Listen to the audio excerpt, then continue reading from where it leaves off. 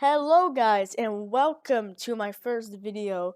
Yes, this is my very first video and I do not know what to expect in the future of this channel, but all y'all need to know is that this channel is inspired by a very popular YouTuber way before me. His name is AdizzPro. Please check him out. Yeah, he's the one that started all this mapping crap. I'm pretty sure he didn't start it, but he was the one that boosted the popularity of all.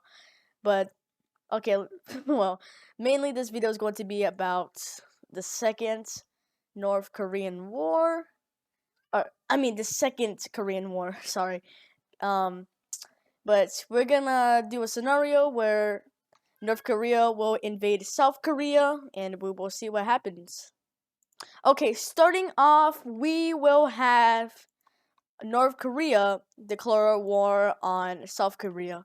So first, we will have North Korea doing massive bombings on the infrastructure of Seoul, and then that's when we will actually get the push. We will have the North Koreans pushing out from the right side and capture some of this territory over here. There will be a massive standstill as I think the Battle of Seoul, which is right here, which is the capital of South Korea, I believe. There will be a massive standstill between the entire front as we have, a little bit of skirmishes. We'll have North Koreans taking some of the territory out in the outskirts of Seoul. But there will be a breakthrough very soon.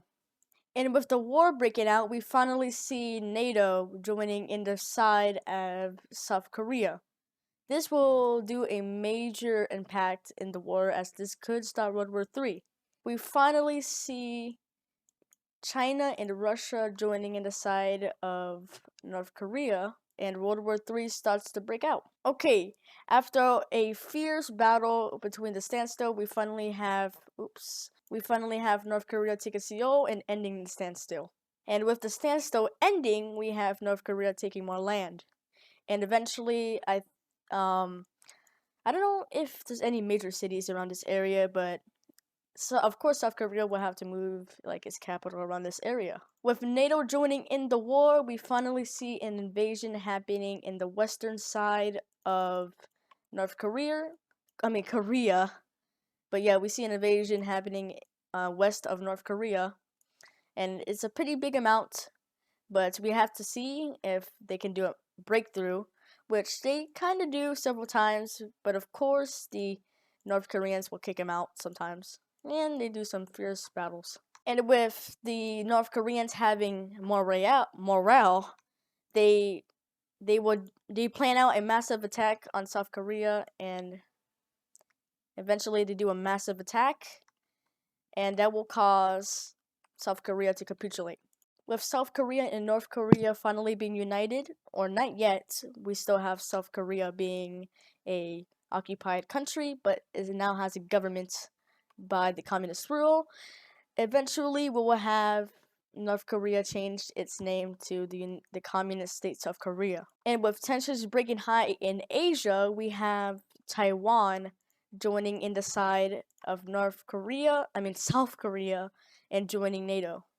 And with Taiwan joining NATO, all of NATO's troops from Americas all the way to Europeans, they will all put their troops inside the Taiwan coastal area about over here, and they will plan a massive attack on China over in this area. And that's what they exactly do. The Taiwanese forces and the NATO forces do a huge landing in the southern peninsula of China, and we eventually see heavy skirmishes and battles happening in this area. And as the invasion grows, we eventually see that the NATO forces connect their entire force or battalions together, and this will start the Battle of Shanghai. Yeah, the Battle of Shanghai starts.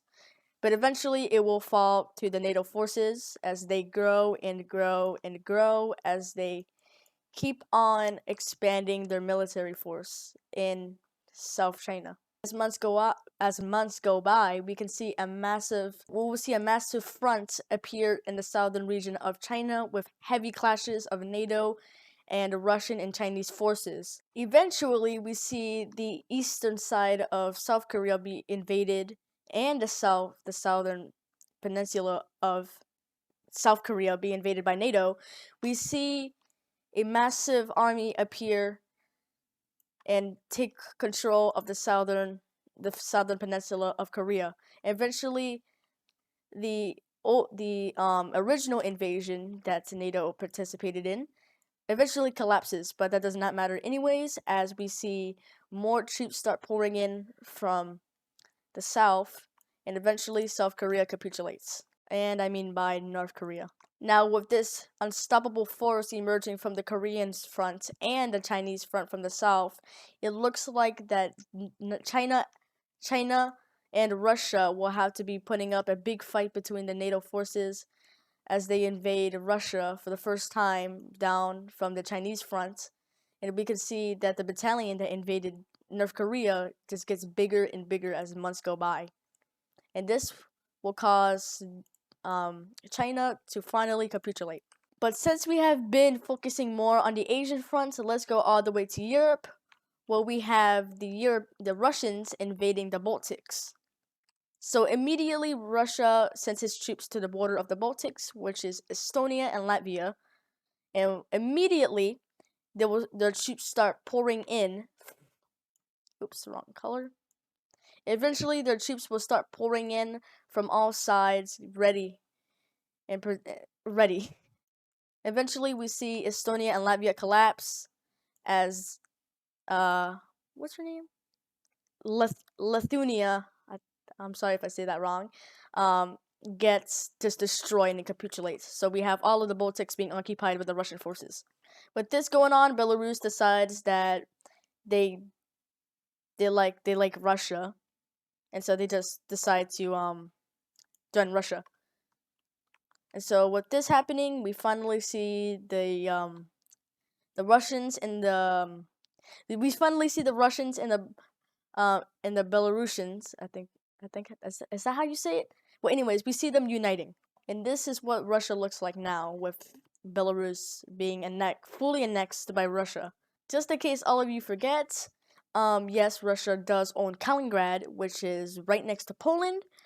But since Kaliningrad is very small and there's like barely any forces in Kaliningrad, it just gets seized by the Polish forces very fast.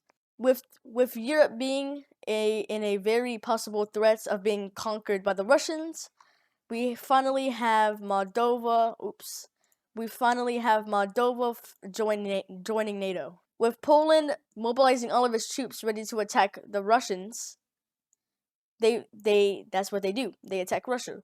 We have them pushing with all their might, seizing a lot of land. While the now democratic China starts pushing in its own front, all over the front, well, all over Russia. In a span of a couple of months, we finally see the Chinese front go to this. And with morale high as it can possibly be, we have a humongous momentum of forces pouring through Russia non-stop as they're trying their best to capitulate this country. Finally, we have Finland invading too, as this humongous army, I can guess, at least 13 million soldiers pour straight into the Russian front, trying to get rid of this menace. We have Chinese forces surrounding all of the the Russian forces as they do a spear attack up north into the coastal area, as they witnessed what Europe did over here. But they want to do the same thing, and so they do a huge spear attack. It looks way bigger than what they did over here. And eventually they do another spear attack, connecting again, which cuts off 2 Russian battalions and they're forced to surrender.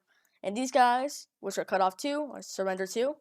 And now we have Russia at its breaking point. Eventually, we will have Putin assassinated with stability in Russia very low, like bigger than when the Soviet Union was, doing its stuff in the Cold War. But Putin is eventually assassinated.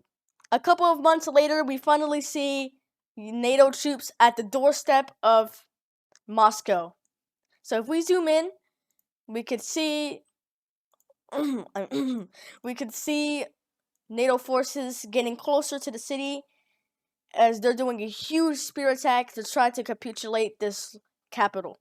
Eventually, when they hit the outskirts of the city, a huge army attacks and there's big skirmishes happening outside of the city.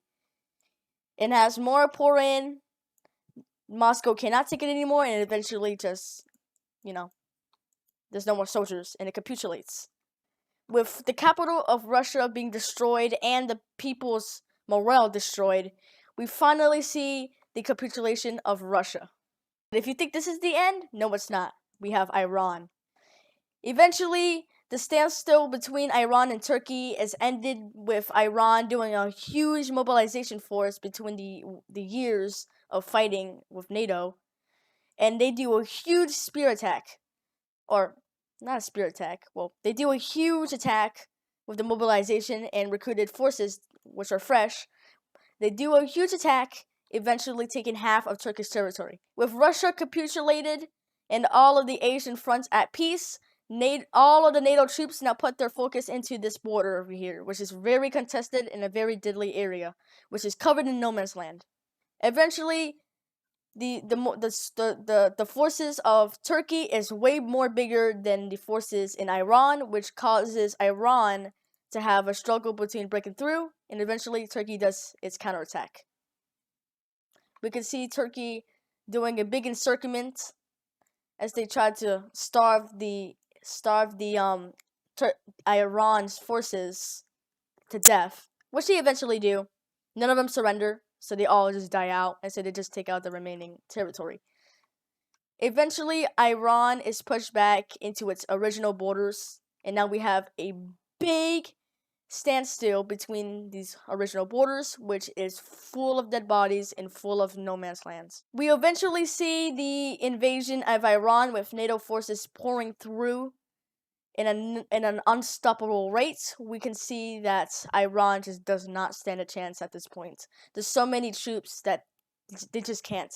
With Russia freshly capitulated, we can finally see an open and we finally see an open sea that connects from Russia to Iran, which is a very big.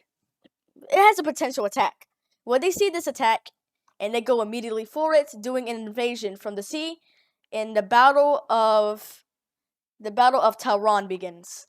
This will be one of the bloodiest fightings in a city in the entire world, in the entire war, as street to street fighting happens. There's just massive deaths, and it's just terrible for both sides. Eventually, we see the fall of Tehran, and Iran surrenders. With the Treaty of Pyongyang, we finally see the end of World War III. And holy moly, isn't Europe looking pretty different? Now, with the Treaty of Pyongyang, it's pretty much gave a lot of participants of the war a lot of land. I mean, lots. We see that Iran stabilized East Iran, which will lead the country into a Cold War. Sounds very familiar. Ukraine is now united with Belarus. It looks like the what are you guys called? Hold on. And the Baltics is finally united and has a big chunk of Russian land, which is very humiliating to Russia. We have, oops, I forgot to color this country in. We finally have We finally have Taiwan taking half of Chinese territory, which is again very humiliating to Chinese, as Taiwan finally has, a lot of their territory back, and they're now in Asian land, which is, good for them. Well, that was what if North Korea invades South Korea, or AKA what if the Second Korean War happened, and that's what you got. Well, I hope y'all enjoyed this video. Again, this is my very first video, okay? Like, if it's bad, that's because, this is my first time making a video like this. But I hope y'all enjoyed. I'm gonna try to edit it as best as I can. I made a lot of mistakes, So I'm gonna try to cut that off for the best experience for you guys, and I hope you all enjoyed. Please like and subscribe if you like this, and have a fantastic day. Bye bye.